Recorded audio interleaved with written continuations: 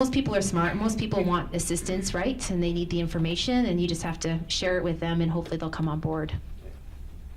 So one thing that is not up here about better conversation is just some of the normal things about body conversation.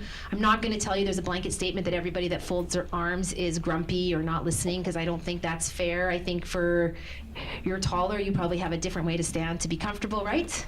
Right, like, you know what I mean? Like, I think what we need to look at is the whole image. What's going on? Are they sharing? Are they communicating? How are they talking to you? Are they looking at you? Are they excited? Right? Like, those parts are the parts of the conversation to look at. What's their facial expression?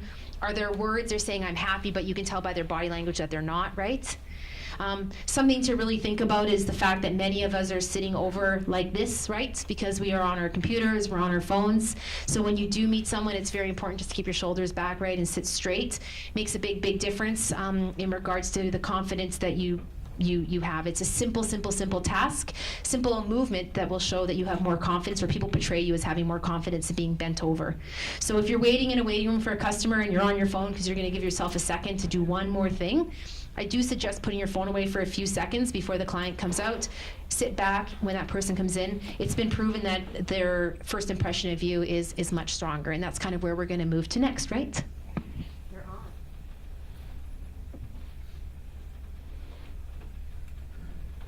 All right, so let's think back to services or positive experiences that we've had when going shopping or to a restaurant, like Chris mentioned.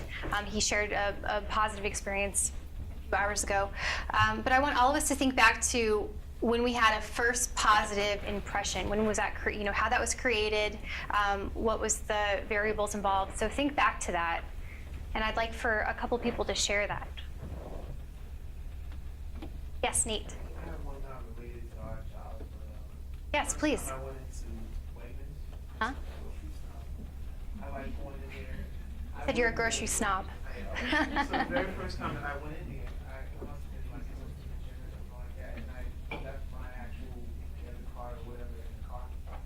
And instead of me coming in there so often, the woman that noticed me, she was like, "Well, don't worry about it. We'll just give you like a, I forgot what they call, like some sort of tally or something like that." And gave me like a, I forgot, like a gift card or something for like the groceries that I purchased, something like that. Wow, that's pretty great.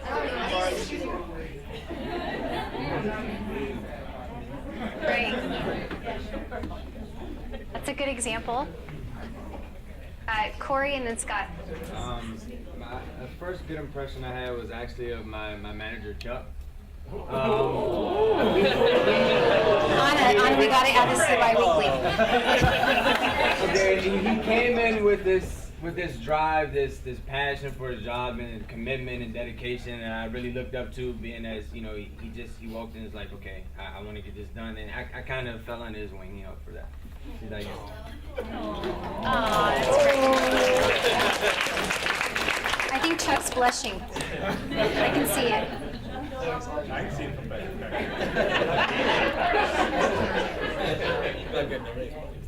Yes. I'm still not getting Friday off. Doug? Wow, Chuck? All right, Amber? No, so I got a dog, and there's this place in the neighborhood where I can actually go outside and have that which I never went to before. But I went there and I posted a picture of me and my dog there, and then City Cafe, they saw that I posted that and said, thank you for posting that.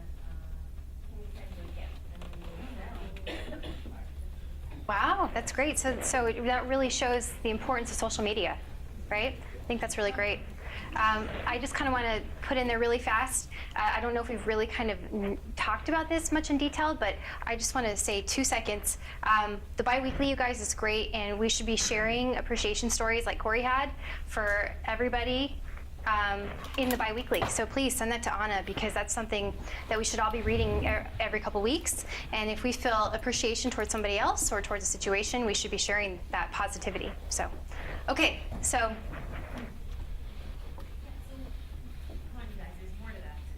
More to how to create a first how was a positive first impression created? So we have the idea of honoring someone, we have thanking them for a post, someone just showing up with the positive attitude. What are some others? Yes.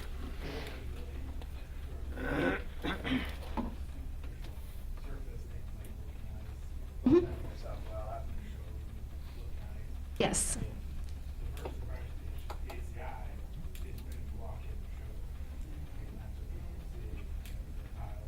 Yes. Stuff on the desk, these are piles of tile, is that So if we move to the second question, how do you create that positive first impression there at ACI? Well, we can go back and forth between these two, but it is the idea of the showroom, right? It's the front desk. It's that's the first impression.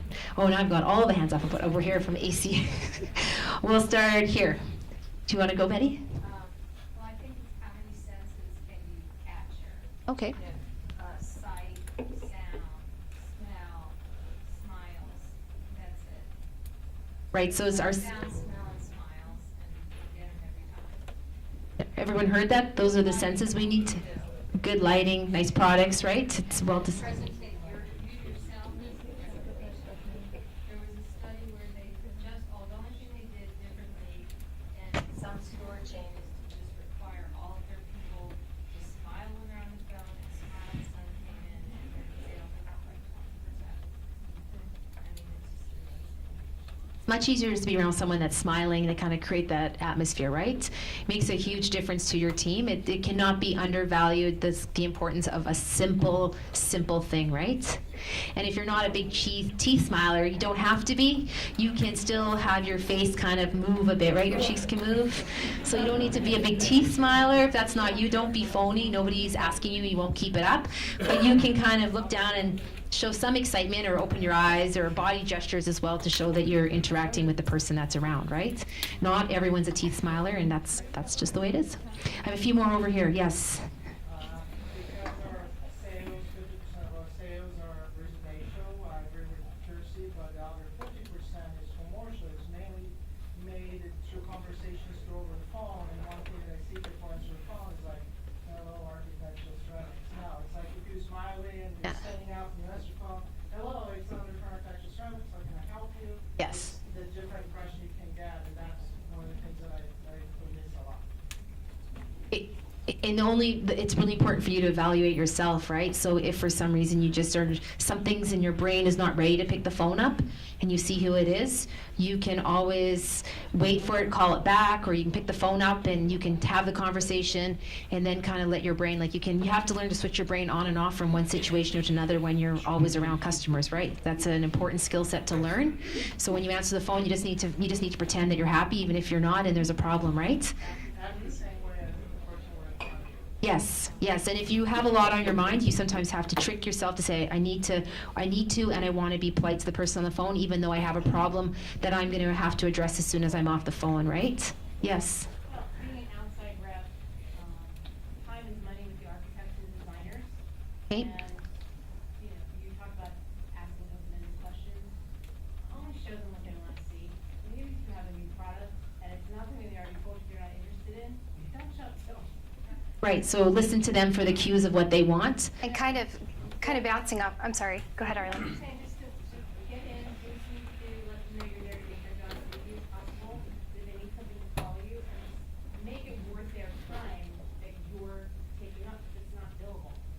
Part of going off of, bouncing off of those visits, for those of us that are in the showroom or that have met with different vendors, think about the time that they come in to visit us. I know that some of our favorite is Kristen of Lunata Bay. She comes in, she's always friendly, she talks to us, she's personable, she remembers, what we were doing last time she met with us. She brings us little gifts as in samples. So it doesn't have to be food, it doesn't have to be something like that. But just try to mimic behaviors that you see, that you admire, or that stick with you, and use those behaviors when you're going on outside visits or when you're meeting with your clients. Look through Salesforce, see what they are sampling a lot of, see what their questions are about. Bring them those samples. Those are nice little gifts, things that they'll remember you by. So also, again, just mimicking behavior that you admire. Ice cream in your business? Pardon me? Yes.